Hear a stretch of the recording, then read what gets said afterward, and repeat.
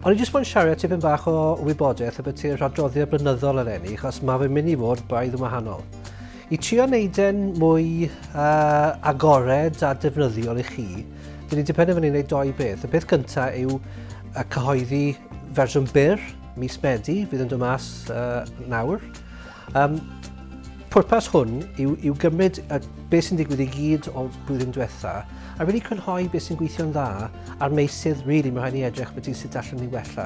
Felly i bob sector o fewn y sector addysg a hyfforddiant yng Nghymru, mi dda take-out i chi i gymryd, i ddarllen a jyst gweld y llefydd mae ni ganolbwyntio. Wedyn, y mis Ionawr, mi fyddwn ni'n canolbwyntio ar y ddogfen llawn, ond eto fydd hwnna'n wahanol hefyd efo fersiynau wahanol i sectorau wahanol i wneud yn haws i chi gymryd mlaen a defnyddio gobeithio. Felly gobeithio fydd hwn o ddefnydd, gadewch ni wybod os nag yw e, a unrhyw ffordd yn ei wella. Diolch yn fawr.